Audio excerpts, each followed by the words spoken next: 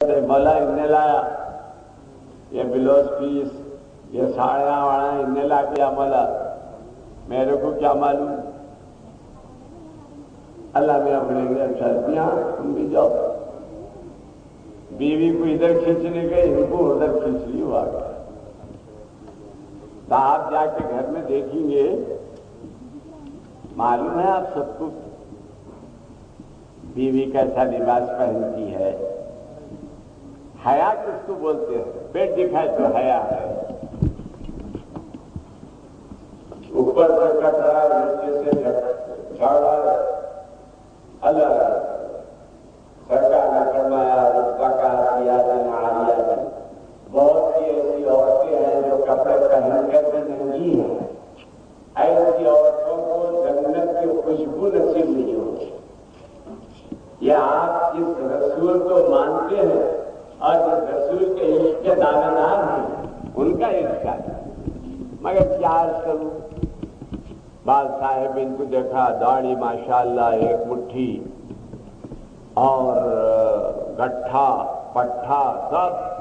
بیگم صاحب چھٹے کرنے سب. ارے ایک صاحب بیوی کو لائے مولا اچھے دیندار ٹائپ ہے. اب لانے کے بعد کچھ ان کے اوپر کچھ اثرات نظرات پیش آئے. میں جیسے ہی پڑھا سب برقع ورقع ادھر ادھر کر دیے. ایسا معلوم ہوا کوئی اپ ٹو ڈیٹ خاندان کی عورت ہے. تو بولا یہ آپ کی بیوی ہے؟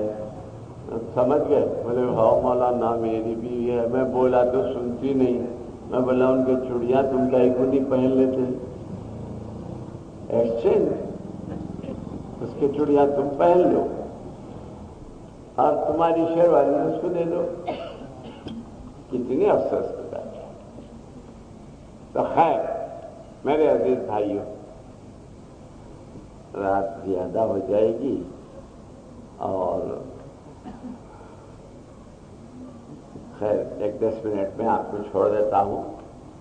اس حال میں میں بھی تھکا ہوا ہوں. ابھی ایک ذکر کی محفل تھی اس سے فارغ ہو کر ادھر حاضر ہوا ہوں. تو عرض کر رہا تھا کہ ہم اب اصلاح معاشرہ کیا ہے؟ سرکار کی سنتوں کو لے لو اور تمام ناقص چیزوں کو چھوڑ دو اور اللہ اور رسول کے احکام کے خلاف جو بھی ہمارے پاس عمل ہو رہا ہے اس کو نکال دو گھر سے. پھر آپ جنت میں چلے جاؤ. بہت آسان. حضرت عبداللہ ابن سلام سرکار عالم صلی اللہ علیہ وسلم کے خدمت میں حاضر ہوئے اور یہ دیکھنے کے لیے، وہ یہودیوں کے بڑے عالم تھے، یہ دیکھنے کے لیے کہ یہ پیغمبری کا دعویٰ کرنے والے کیسے ہیں. وہ آئے اور مسجد سے باہر سے ہی حضور کو دیکھا. دیکھتے ہی انہوں نے کہا یہ صورت جھوٹے کی نہیں ہوتی، یہ صورت تو سچے کی صورت ہے. پھر نزدیک آئے تو حضور فرما رہے تھے افشوا السلام، سلام پھیلاؤ، اطعموا الطعام، کھانا کھلاؤ، وصلوا والناس نیام، اور نماز پڑھو جبکہ لوگ سو رہے ہیں، یعنی تہجد. اور پھر جنت جو دار السلام ہے اس میں داخل ہو جاؤ. بہت آسان ہے اسلام. اور ایک بات یاد رکھو، اللہ تعالیٰ نے جنت کو فری کر دیا ہے. دوزخ میں پیسے دینا پڑتا، دوزخ میں جانے کے واسطے پیسے خرچنا پڑتا. جنت میں جانے کے واسطے فری. مسجد کو آپ جاتے ہیں 5 وقت کچھ دینا پڑتا، ٹکٹ گئے، پانی تیار، وضو کرو، مسجد میں جاؤ، رکعت جا نماز پہ بیٹھو، نماز پڑھو، آ جاؤ. کوئی آپ سے پیسہ نہیں مانگتا. سینما ہال کو جاؤ، دوزخ کا ٹکٹ لینے، ٹکٹ دینا پڑتا، اندر جانا پڑتا. اور دوزخ کا ٹکٹ لے کر پھر گناہوں کا اڈا بنانا پڑتا گھر کو، ہے نا؟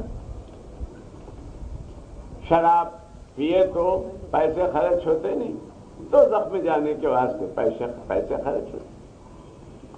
غرض یہ کہ دوزخ خریدنا پڑتا ہے اور جنت فری۔ کلمہ طیبہ پڑھے کئی بار، کیا پیسے خرچ ہوتے ہیں آپ کے؟ کچھ بھی نہیں۔ اور درود شریف پڑھے، کیا پیسے خرچ ہوتے؟ کچھ نہیں۔ تو معلوم ہوا جنت فری ہے اور دوزخ کا پیسہ دوزخ میں جانے کو پیسہ خرچنا پڑتا، اور ہم اس کے لیے تیار ہیں۔ تو غرض دیکھیے میرے دوست، مختصر یہ کہ آپ اپنی زندگی کو اسلامی زندگی بنائیے، خدا و رسول کے احکام پر عمل کیجیے، اور یہ اثرات جو قبرستانہ ہیں ان پہ سے گزرے تو یہ دیکھیے، سوچیے کہ یہ بھی ایک دن ہمارے جیسے چلنے والے یا کرنے والے تھے، یہ بھی ہماری جیسے ہی خواہشات رکھنے والے تھے، یہ بھی ہمارے ہی جیسے سر اونچا کر کے چلنے والے تھے، مگر آج خبروں کے اندر سو رہے ہیں۔ اب اگر ان سے پوچھو تمہاری آرزو کیا ہے؟ ایک شاعر کہتا ہے، برسرے خبریں پہ رفتم و گفتم چونی، گفت آواز کے کرسی چھوٹو آئی دانی۔ ایک قبرستان میں میں گیا، ایک قبر پر کھڑے رہ کے پوچھا کیا حال ہے؟ خبر میں سے آواز آئی، ارے حال کیا پوچھتا، چند دن ٹھہر جا، معلوم ہو جائے گا، جب تو آئے گا تو خبر ہو جائے گی۔ یہ بولنے کی بات نہیں ہے، یہ تو چکنے کی بات ہے۔ اب دنیا میں بھی بہت سی چیزیں چکے تو یہ سمجھ میں آتا، بول نہیں سکتے۔ گلاب جامن کھائے، یہ کیسا ہے؟ میٹھا ہے۔ جلیبی میٹھی ہے، دودھ پیڑا میٹھا ہے۔ ارے وہ میٹھا، وہ میٹھی، وہ میٹھا، وہ میٹھی، آخر ہے کیسا؟ چکو معلوم ہوتا ہے نہیں۔ آپ سمجھا سکتے دودھ پیڑے میں اور گلاب جامن میں کیا مزے کا فرق ہے؟ نہیں بول سکتے۔ ایسے ہی خبر میں کیا ہونے والا ہے، ہو رہا ہے، گئے تو پتا چلتا ہو، مگر گئے تو پھر آ نہیں سکتے، یہ مصیبت ہے۔ اسی واسطے خبر میں جانے سے پہلے ایسے نیک عمل کر لو کہ وہ نیک عمل آپ کے خبر کو کشادہ کرنے والے ہوں اور اللہ کی رحمت وہاں پر ملنے والی ہو۔ ہماری بہنیں بھی زندگی جیسے بھی گزری صبر سے گزارنا، اور کبھی یہ نہیں بنا اللہ موت دے دے، کبھی وہ آج کل تو عورتوں کو اتنی، عورتیں کیا مردہ بھی ویسی تھے، گیس کا تیل ڈالے کاڑی کھینچ جل گئے مر گئے، کس کا کیا ہوا؟ دولہے میاں کو تو خوشی ہو گئی، نئی دولہن آتی ہوئی، تم تو چلے گئے نا۔ اب تو گھبرا کے یہ کہتے ہو کہ مر جائیں گے، مر کے بھی چین نہ پایا تو کدھر جائیں گے؟ اب تو پریشان ہو کے بولیں گے مر گئے تو اچھا، ٹھیک ہے مر گئے، اور وہاں آ کر عذاب کے کوڑے بڑھ رہے ہیں، دوزخ کے انگارے آ رہے ہیں، تو کدھر جاتے ہیں؟ کبھی نہیں جا سکتے۔ موت کو کبھی آواز نہیں دینا، موت بہرحال آئے گی۔ موت آنے سے پہلے، موت کے آنے کے بعد جو ہم کو خبر میں، حشر میں جن باتوں سے نبٹنا ہے اس کو ٹھیک کر لینا،